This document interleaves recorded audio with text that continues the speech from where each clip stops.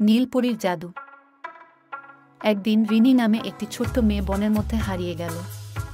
বনে হাঁটতে হাঁটতে সে এক জায়গায় এসে পৌঁছল যেখানে চারপাশে শুধু রংবেরঙের ফুল আর বড় বড় গাছ ছিল। হঠাৎ সে দেখল একটি ছোট নীল রঙের পরী তার দিকে উঠছে। নীলপরী রিনিকে দেখে মিষ্টি হেসে বলল, তুমি কি হারিয়ে গেছ? আমার নাম হলো নীলপরী।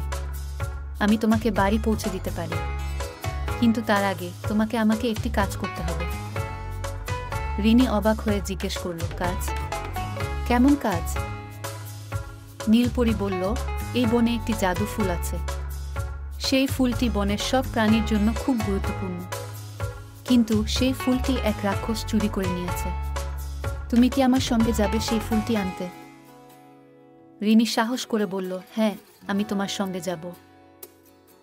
নীলপরী এবং রিনি একসঙ্গে রাক্ষসের গুহায় পৌঁছল। রিনি গুহার মধ্যে ঢুকে দেখল রাক্ষস গভীর ঘুমে মগ্ন। খুব আস্তে করে সে সেই জাদু ফুলটি তুলে নিল। বাহিরে এসে নীলপরী মুগ্ধ হয়ে বলল, তুমি খুবই সাহসী মেয়ে রিনি। এখন আমি তোমাকে বাড়ি পৌঁছে দেব। নীলপরী তার জাদু ছড়ি দিয়ে একটু জাদু করল, আর রিনি মুহূর্তের মধ্যে তার বাড়ির সামনে এসে দাঁড়াল। রিনির মা বাবা তাকে দেখে খুবই খুশি হলেন। রিনি তাদের সব কিছু বলল এবং সেই রাতটি তাদের সবার জন্য একটি স্মরণীয় রাত হয়ে থাকল। গল্পের শিক্ষা: সাহস ও বুদ্ধি দিয়ে যে কোনো কঠিন পরিস্থিতি জয় করা সম্ভব।